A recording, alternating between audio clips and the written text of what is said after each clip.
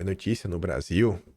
Um caso envolvendo jornalistas da ESPN, canal da TV fechada, de esportes, por falarem da CBF. Eles foram meio que afastados por um dia. Aqui já é a reação depois. Aí você vai entender o que aconteceu. Aqui já é o fim, né? Quando é do consórcio, os órgãos do jornalismo aparecem, tipo a FENAGE. FENAGE repudia afastamento de jornalistas da ESPN após linha de passe com críticas à CBF. O que eles falaram, né? Ultrajano é um jornalista de esportes. Todo o tempo em que a informação era o nosso esporte, a ESPN censurar e suspender jornalistas que repercutiam no linha de passe a reportagem da Piauí, ou talvez as reportagens da Piauí, que revela com dados e informações verdadeiras a farra do boi da gestão Edinaldo é um absurdo. Minha solidariedade aos colegas. O mesmo ultrajano que está em choque com a censura é esse cara aqui, ó. Boa! Dá-lhe, ministro! A notícia ali, ó. Hoje, mais cedo, o Telegram questionou o movimento de suspender Nicolas Ferreira na rede e pediu para o ministro repensar-se na decisão. O ministro repensou, multando o aplicativo em 1,2 milhão por não cumprir uma determinação e a multa deve ser paga em 5 dias. É isso aí mesmo. Censura no colo dos outros é refresco. A ESPN devia ter tomado uma multa também. Ficou barato. Só uma suspensãozinha aí a jornalista do consórcio. Aí o Gabriel diz, né? Eita, vê jornalista reclamando de censura. Né? É muito bom hoje em dia, rapaz. Aí tem outro. O Arnaldo Ribeiro, compartilhando o Shadow Wall, que foi quem deu o furo primeiro. E aí a turma relembrou alguns tweets antigos. Você vê esse aqui, 30 de outubro de 2022. Lula eleito, apesar de tudo. Apesar de tudo? Graças a tudo, né? Porque a quantidade de coisas que ocorreram pro Lula se eleger, rapaz, derrotando o pior e mais nefasto presidente da história do país, que seja respeitado à vontade do povo e que a mídia brasileira golpista entenda em fio seu papel na democracia brasileira. Quem é o Arnaldo Ribeiro? Jornalista de esporte da TV Cultura Band Esportes. Aí ontem tava, meu Deus, onde fomos parar? Onde? No país do Lula. No país do Lula, campeão. No país do Lula. Aqui está uma matéria para explicar os pormenores. CBF se irrita com ESPN, que suspende elenco do linha de passe após a edição contra o presidente. A ESPN suspendeu por um dia o elenco da última segunda, dia 7, do linha de passe. A atração foi totalmente dedicada à reportagem da revista Piauí, sobre o presidente da CBF, publicada na semana passada. A CBF nega que pediu esclarecimentos sobre o assunto para o canal. Não, a gente não pediu, não. Ó, pediu, viu? Segundo apurou a coluna, o comando do canal esportivo da Disney recebeu reclamações da confederação sobre o conteúdo do programa. Além disso, a edição teria sido feita sem aviso prévio para o comando de jornalismo da ESPN. A empresa alegou aos contratados que não é contra o conteúdo, mas o assunto precisava ser tratado antes de ir ao ar. Ah, não, pera aí, cara. Aí tinha que tratar que era pra quê? Pra falar que não vai pro ar. Uma prova disto é que o linha de passe sobre a Piauí não teve trechos disponibilizados nas redes sociais da ESPN. A suspensão de um dia ocorreu com jornalistas Dimas Coped, Jean Oddi, Paulo Calçade, Pedro Ivo Almeida, Victor Birner e William Tavares. A informação foi publicada inicialmente pelo UOL e confirmada pela Folha de São Paulo. Em conversas com interlocutores, Edinaldo Rodrigues e mandatários da CBF também ficaram incomodados com Galvão Bueno. Em seu programa na Band, na segunda, Galvão pediu que o Ministério Público investigasse os assuntos abordados na reportagem da Piauí. Aspas. O Ministério Público tem a obrigação de abrir investigação sobre isso. Ministério Público, por favor, em nome do futebol brasileiro, pediu Galvão Bueno. Para o ex-narrador da Globo, no entanto, não houve uma reclamação formal contra ele ou diretamente para a direção da Band. Apenas queixas nos bastidores.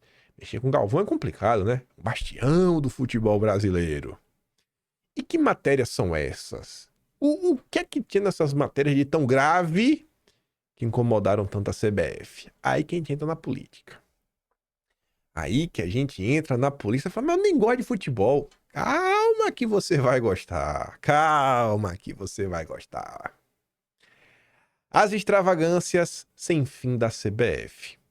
A revista Piauí publicou 2 matérias menores abertas ao público e no final tem uma matéria muito maior, com muito mais informação que está na revista. Eu não sou assinante, eu até achei. É um lugar que tem essa revista de graça, né? Eu achei. Mas destacar, bater uns printzinhos assim mais bonitinho, fica meio feio, né? Eu falei, deixa pra lá. O que tá aqui, o grosso mesmo, tá aqui. O grosso, o importante mesmo aqui, já dá pra gente fazer o nosso julgamento. Na Copa do Mundo do Catar de 2022, enquanto a seleção brasileira afundava, um grupo de 49 brasileiros fazia festa, usufruindo de mordomias.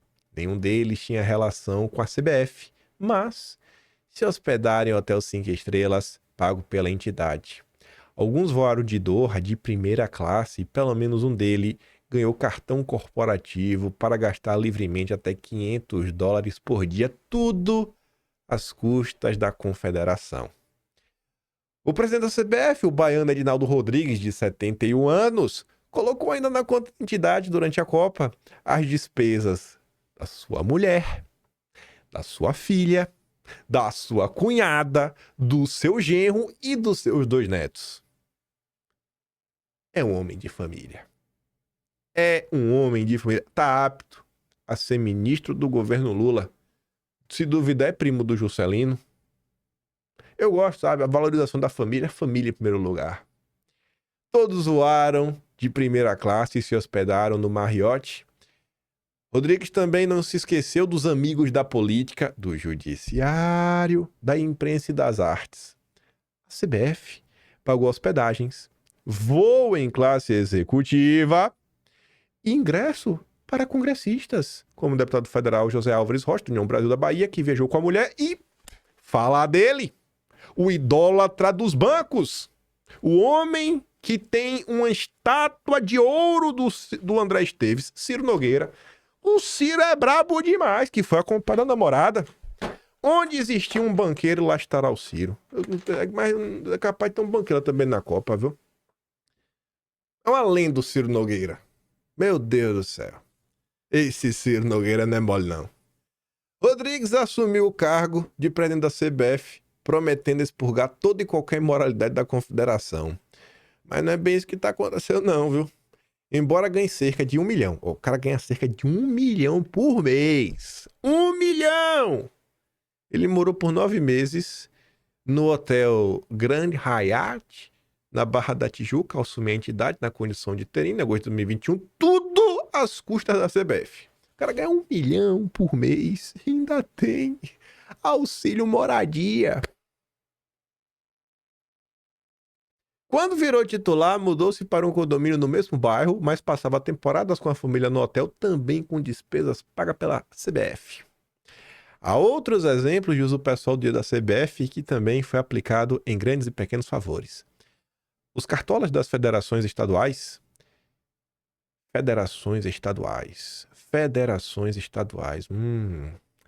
Em vez de fiscalizar também, aproveitam a generosidade de Rodrigues. Até 2021, cada presidente de federação ganhava R$50 mil por mês. Quando assumiu a CBF, Rodrigues deu belos reajustes nos contra-cheques da cartolagem, tanto que hoje um presidente de federação ganha R$215 mil com direito a 16º. Não é 14º, 16º. Em 2023. Peraí. Sobre esse negócio aqui, porque vai fazer sentido. Deixa eu pular aqui bastante. Vamos mostrar uma coisa que eu ia mostrar lá na frente. Ronaldo, fenômeno. Lembra do Ronaldo, fenômeno? O fenômeno queria presidir a CBF. Não presidiu. E ele fala isso aqui, inclusive, pro Galvão Bueno. Olha o que o Ronaldo vai falar. Olha o que o Ronaldo vai falar sobre, né, os presidentes aí estaduais, das federações estaduais. Escutem o Ronaldo Nazário.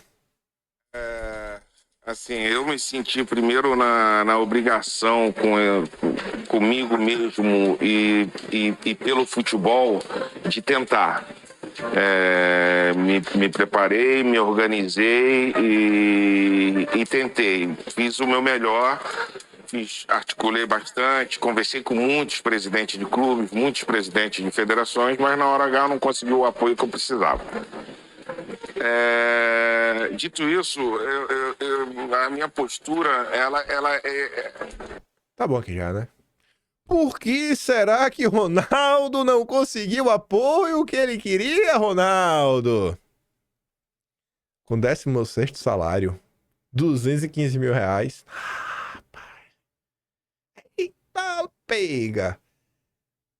É quase 3 milhões e meio por ano. Quase 3 milhões e meio por ano.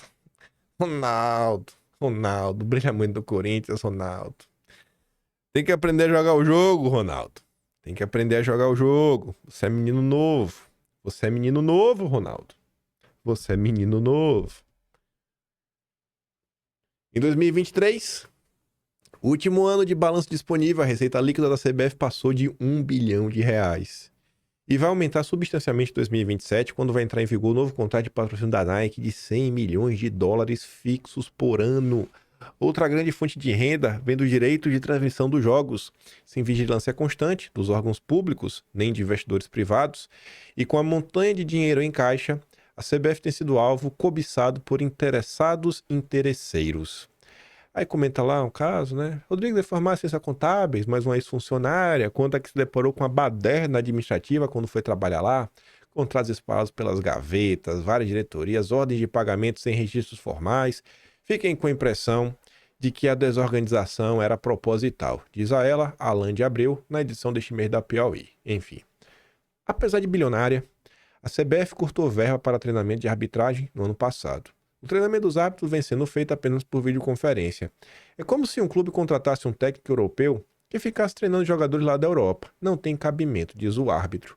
O resultado foi catastrófico. No campeonato do ano passado, 110 árbitros foram afastados por falhas técnicas. No ano anterior foi 40.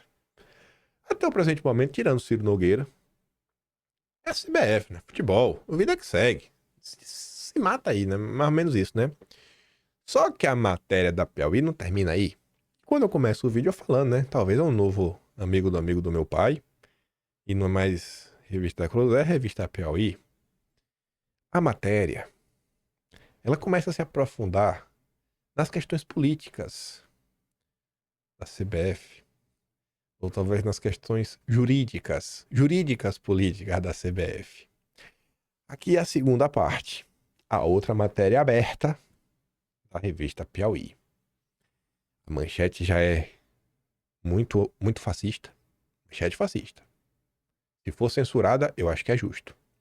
Porque isso aqui é um absurdo. Isso aqui é um ataque ao Estado Democrático de Direito. Eu já tô falando, eu repudio todas as informações aqui presentes e pra mim é tudo fake news. A caneta amiga do ministro Gilmar Mendes. Até nisso, a matéria é agente democrática. Não fez a deferência correta, tem que ser respeitoso. Ministro. O instituto, do qual o ministro é sócio, fechou o contrato milionário com a CBF. Meses depois, o ministro deu uma liminar que salvou o mandato do presidente da confederação. Agora tá começando a ficar interessante, né? Você aí, eu tô ligado na sua. A passagem de Edinaldo pela CBF tem sido uma sucessão de tumultos. O Cartola assumiu a presidência da entidade de forma interina em 21, depois que seu antecessor, Rogério Caboclo, foi afastado por assediar moral e sexualmente uma funcionária. Rodrigues ficou no cargo até março do ano seguinte, quando se elegeu presidente, mas em dezembro de 23, foi ele próprio afastado também por decisão do Tribunal de Justiça do Rio de Janeiro, que apontou irregularidades no processo eleitoral. Instaurou-se o caos na CBF, mas Rodrigues não demorou a tomar providências. Recorreu aos tribunais superiores de Brasília e pagou 6 milhões e meio de reais dos cofres da própria CBF para seu braço direito, o advogado Pedro Tengrauzi. 2 semanas depois de receber a bolada, Trengrose desembarcou na capital. A situação estava complicada para o Edinaldo. Complicada, mas não é impossível. O que é complicado não é impossível. E quando o advogado é técnico, é capacitado, é 100% técnico, ele resolve. Os escritórios de Brasília, entre os quais o de Rafael Barroso Fonteles, sobrinho do ministro Luiz Roberto Barroso, presidente do Supremo, já haviam perdido no STJ e no próprio Supremo. Por isso, no dia 22 de dezembro, quando chegou à cidade, Trengrouse depositava suas esperanças numa nova ação interposta no Supremo. Desta vez, por iniciativa do Partido Comunista do Brasil, PCdoB. Partido este do secretário-geral da CBF, Alcino Reis Rocha. Nestes casos, o regimento... Ó, isso aqui é fantástico. Isso daqui é fantástico. Isso aqui é fantástico, ó. Você vê que ele falou, ó, tava lá, a situação tava dura, tava complicada, já tinha tido uma derrota no STJ, já tinha tido uma derrota no próprio Supremo. A derrota anterior no Supremo foi graças ao André Mendonça. Nestes casos, o regimento interno do Supremo prevê que o presidente do tribunal encaminhe o novo recurso ao mesmo magistrado que vinha lidando com o assunto. O PCdoB chegou lá, bateu na porta, temos aqui um novo recurso. A regra, até então, era dar para o mesmo magistrado, André Mendonça.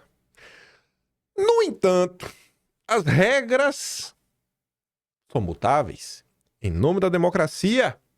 No entanto, o ministro Luiz Roberto Barroso decidiu sortear.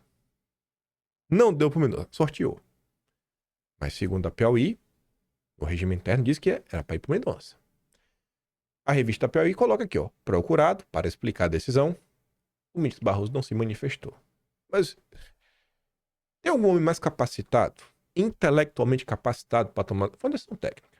Fundação técnica, 100% técnica. Inquestionável. Enfim.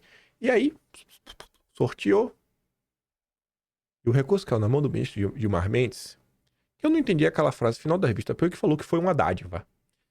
Desde agosto de 2023, o ministro tem uma relação direta com a CBF por meio do Instituto Brasileiro de Ensino, Desenvolvimento e Pesquisa, IDP, do qual é sócio e fundador.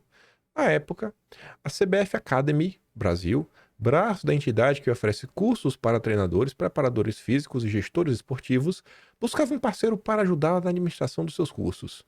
Já havia batido na porta de algumas instituições de ensino, até que o advogado Trengrouse reuniu-se com Francisco Schertel Mendes, diretor-geral do IDP e filho do ministro.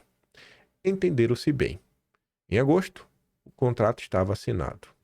O IDP passava a gerir os cursos e ficava com 84% da receita da CBF Academy, estimada naquele ano em 9,2 milhões de reais.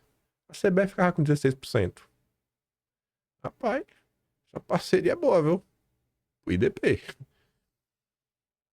Esse menino é bom, viu, negócio? Esse menino aí, de business, rapaz, 84%. É óbvio que tem estrutura, né? Seus professores também. Brabo. A CBF não tá fazendo nada no final do dia, né? Não fazer nada e ganhar 16% é melhor que nada.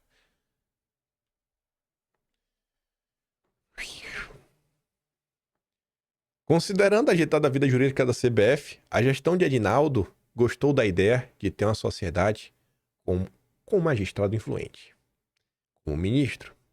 Naquela altura, além da ação no Tribunal de Justiça do Rio, que afastou ele temporariamente do cargo, a CBF vinha sendo bombardeada pela CPI sobre manipulação de resultado em partidas de futebol que ocorria na Câmara, né? Interrompida pelo Lira. Gilmar poderia ter se declarado impedido de analisar o recurso do PCdoB, dada sua parceria com a CBF. Mas siga em frente. Não sei por que deveria se declarar impedido. Eu não vejo nenhum problema. Tem nada a ver com ele. Nada a ver com ele. Nada. Matéria fascista. Essa matéria é claramente fascista. Em janeiro de 2024, temendo que o Brasil fosse prejudicado na inscrição para as Olimpíadas de Paris, em razão do afastamento do presidente da Confederação, concedeu a liminar a favor de Rodrigues, que reassumiu o cargo. Em outubro, Michel Gilmar levou sua liminar ao plenário do Supremo, quando se deu uma troca de chispas, cujo subtexto era suspeita de que falta idoneidade tanto ao TJ quanto à CBF. Vai ter lá a discussão e tudo mais. Você vê normalmente assim, né? Mendonça não gostou, fechou a cara, colocou em dúvida a idoneidade da atual gestão da CBF. Pode ter certeza que não entendo mais de extravagâncias, ministro Gilmar, porque quando eu me deparei com esses fatos, a impressão que se dá é se a CBF resistiria à investigação. Será que ela resistiria? Gilmar fez ouvidos moucos, continuou lendo seu voto. Horas depois, a votação foi interrompida por um pedido de vista do ministro Flávio Dino.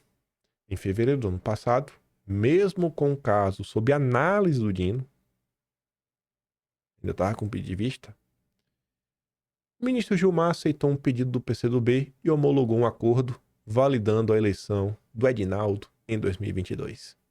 E deu prazo de 3 dias para o TJ do Rio, né, desse integralmente cumprimento à presente decisão, extinguindo todos os processos pertinentes. E o TJ sentiu, né? Decisão judicial não se questiona, se cumpre.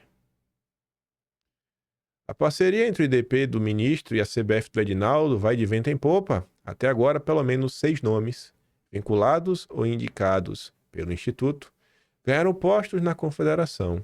Entre eles estão o chefe de gabinete Hugo Teixeira, o diretor jurídico André Matos, diretor financeiro Valdeci de Souza. A CBF também ganhou uma filial em Brasília, em uma casa no Lago Sul. A matéria completa tem mais coisas. Você consegue achar se precisar um pouquinho.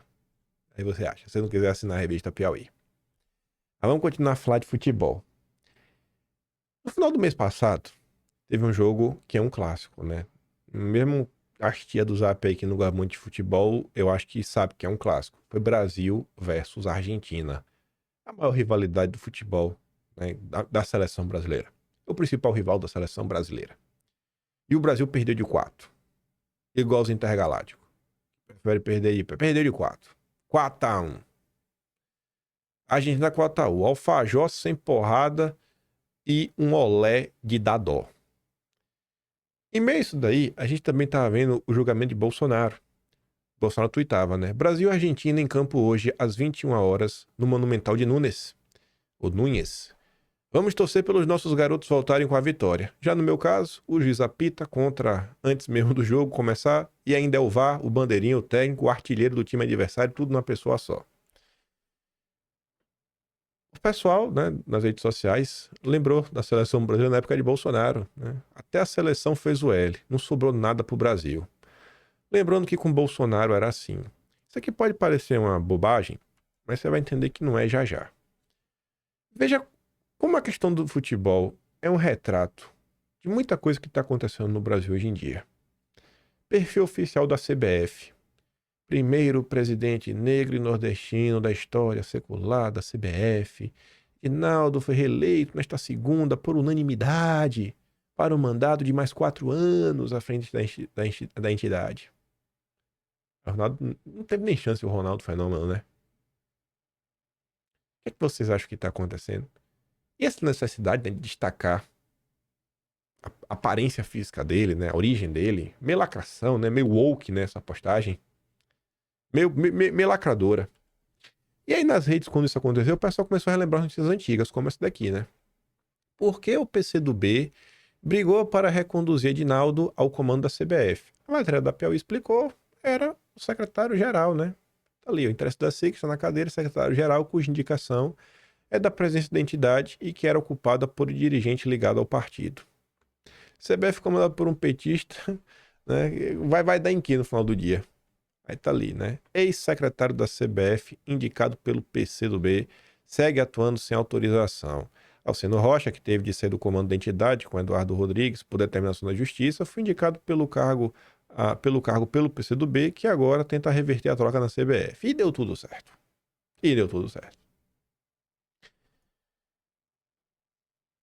A gente vai ter Copa no que vem, né? Você tá vendo a lacração, PCdoB, outras coisas. Olha só como são as coisas, viu? Esse vídeo aqui do Rica Perrone, ele é de 22 de setembro de 2024. Não me pergunta como esse vídeo apareceu na minha timeline. Esse vídeo, se não me engano, quando rolou esse 4-1 aqui, quando rolou esse 4-1, Eu tava no TikTok, eu acho. E esse vídeo passou pra mim no TikTok. Eu falei, rapaz, esse vídeo é bom. Aí quando eu peguei e fui olhar, ficou melhor ainda, porque esse vídeo é de setembro de 2024. Eu falei, nossa senhora, velho. Rica Perrone não tá nem falando no calor do momento, né? Não tá sob violenta emoção. Ele não falou isso daí porque o Brasil perdeu de 4-1 pra Argentina. Aí vamos dar uma olhada, né? Aqui foi uma participação dele no canal Papo Copeiro. Olha o que ele diz. Olha o que Rica Perrone diz. E ele vai falar de esquerda e direita. Vai falar de Bolsonaro, vai falar de Lula.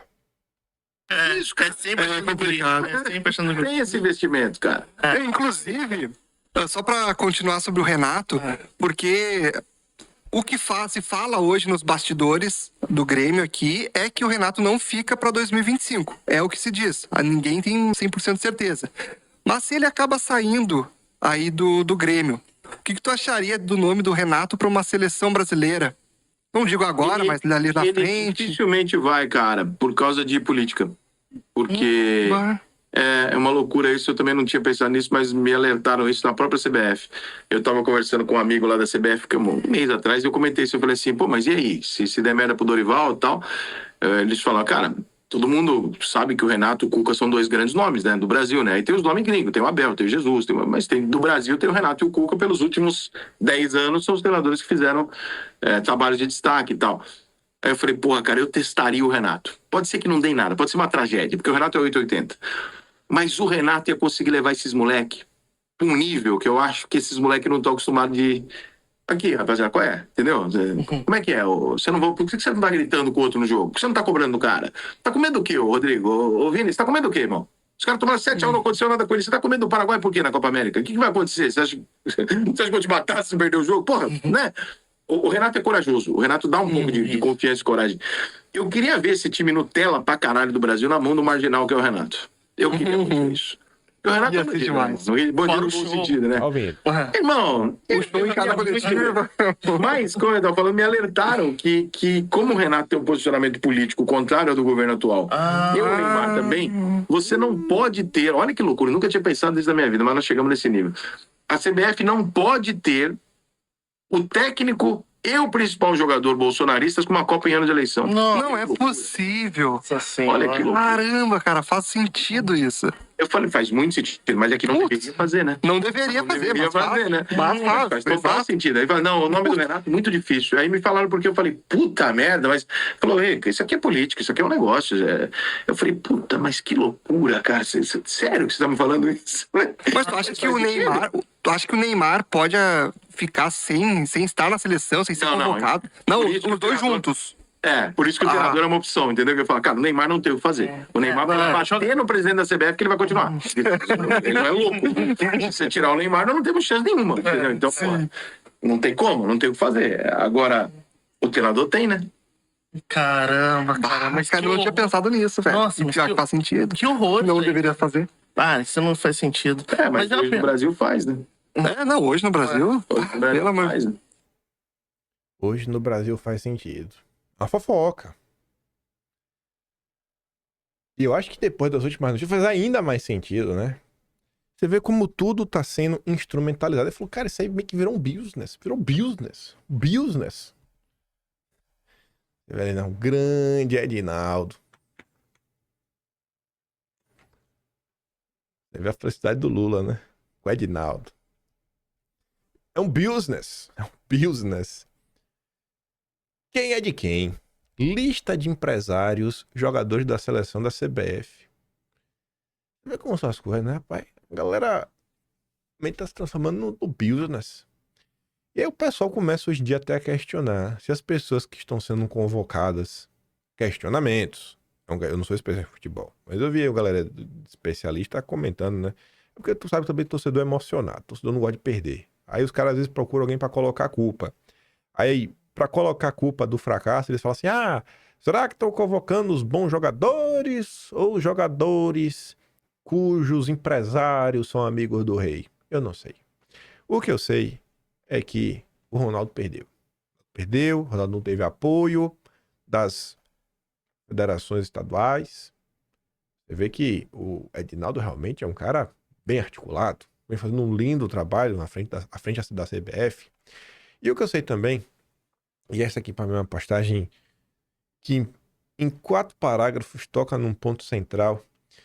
A gente observa aí, com frequência, a turma aí falar com a história de ai, tem que pacificar o país. Ai, temos que tentar acabar com essa polarização, onde se criminalizou o diálogo, onde as famílias estão rachando. E após o jogo aí, após a derrota 4-1, para meia-noite e meia, o Agape escreveu esse lindo tweet. Um dos maiores problemas do Brasil não é a pobreza nem a escassez de recursos, é a falta de perspectiva. Somos um povo que ignora ou até despreza a própria história e seus heróis. Sem mitos fundadores, crescemos sem memória, sem pertencimento, sem identidade coletiva. Não há narrativa comum que nos conecte ao passado e nos projete para o futuro. Em 2013, quando multidões ocuparam as ruas, sem liderança partidária, o único símbolo capaz de unificar o povo foi a camisa da seleção brasileira. O futebol sempre funcionou como nosso elo de glória e identidade. Não por acaso, era nosso principal trunfo de soft power. Agora nem isso. A recente goleada sofrida para a Argentina não foi apenas uma derrota esportiva. Foi um enterro simbólico do nosso último ícone de integração nacional, ainda que artificial. O que nos restava como símbolo comum morreu. Chegou ao fim. Hoje vivemos como cães que caíram da mudança, perdidos, farejando rastros de algo que talvez nunca encontremos. Procuramos heróis, mitos, referências que nos deixam. Somos um povo que não se vê no passado, não se reconhece no presente e não consegue imaginar o futuro. E esse é um problema seríssimo do Brasil. Porque a gente está numa situação que está cada vez mais difícil, especialmente na política, para se conseguir ter algum tipo de conversa em torno de agendas mínimas. E isso é um problema sério, gente. Por quê? Quando você olha para a Câmara Federal, a forma como funciona a eleição, né, o quociente eleitoral, é impossível, nos próximos 8 anos, a direita ter 308. Quiçá, ter 257, quiçá 308. 257, maioria simples, não vai ter. Pode ter um aumento de bancada por 150, 160, 180. Não vai ter a maioria. Por causa da forma como funciona o voto, o estágio dos brasileiros que ainda não despertaram, que são a maioria no Brasil, por mais que saiba até que Lula e Bolsonaro ainda estão dormindo em berço esplêndido, ainda acham que política e futebol é a mesma coisa, não se discute, não muda nada. Tem muita gente com essa ideia. E diante de uma situação dessa, que você não vai ter maioria, você vai fazer o quê? Você vai ganhar no grito? Vai ganhar pela força? Porque você vê que o lado de lá está tentando usar força contra a direita e por mais que todo santo dia é uma maldade, a direita continua existindo. Se o poder mudar de mão, o poder do porrete vir para a mão da direita, só porque a direita começar a usar força, o lado de lá também vai acabar? Não vai. E você tem o centrão. O centrão é boletar. É isso aí, é fazer a festa. É o centro democrático do país. Enquanto isso, 1001 assuntos que deveriam ter algum consenso mínimo. Assim, falou, galera, briguem, mas tem algumas coisas que tem que avançar pelo bem do país. Algumas pautas ligadas à segurança pública. Assim, tá calamitosa a situação da segurança pública. Situação da economia, situação ligada à soberania nacional, ONGs, a situação da margem equatorial, né, e toda a questão da infraestrutura nacional, não tem nenhum tipo de diálogo. E não tem, cada vez fica mais difícil de conversar, porque como é que você chega para uma pessoa de direita que acompanha tudo que está acontecendo e fala para ela sentar para conversar com um petista? Um petista realmente é impossível. O Brasil não é só o petista. Mas quando você olha para o centrão, o silêncio do centrão. Os liberais, quando não estão em silêncio, estão batendo palma para perseguição. Então faltam algumas coisas. E aí, alguns símbolos, algumas coisas que poderiam, quem sabe, unir os brasileiros, né? Pelo menos em algum momento, ali servir como uma espécie de quebra-gelo para uma conversa maior, tipo a própria questão do futebol, não existem mais. Não existem mais. Não existe mais. E aí? Quando você vê tanto a direita quanto a esquerda, ambas muitas vezes estudam a história com viés de validação e confirmação de suas teses, sem querer tentar entender. E nem abrem espaço para qualquer tipo de nuance. Então, no passado, só teve bandido. Tem nada a ser exaltado. Nada. Nada. sabe? É só bandido. Você pega assim a esquerda, eles não conseguem olhar com todos os poréns que teve ali o regime militar, falar, cara, pelo amor de Deus, com todos os poréns, teve um período que o Brasil prosperou. Isso é inegável, muita coisa aconteceu, muita coisa avançou, e as obras estão aí, pra você ver, com o olho nu. Olha lá a própria Itaipu, a gigante Itaipu, que até então era a maior hidrelétrica do mundo. Olha o que for, foi feito. Tá ali. O pouco de infraestrutura nacional se construiu naquela época. Da mesma maneira que setores da esquerda e também da direita, olha, sei lá, Pera Vargas, também não consegue ver nenhum tipo de virtude. Ali, cara, também teve um certo avanço ali, em parte de indústria, tudo. Isso não faz o governo militar perfeito, isso não faz a Aravaga perfeito. Realmente a Aravaga, é uma cena muito autoritária do Brasil, coisa que eles fizeram, mas e aí? Essa é a história do Brasil, a gente vai ter só vilões a vida toda, em nenhum momento vai ter um certo equacionamento, uma dosagem, uma tentativa de entender o que é o espírito brasileiro, como nós chegamos até aqui, entre acertos e erros, né? Muito mais erros do que acerto. Cara, o que é que nos une no final do dia enquanto brasileiro mais? Porque nem o futebol mais mantém o povo de pé. O nível de politização...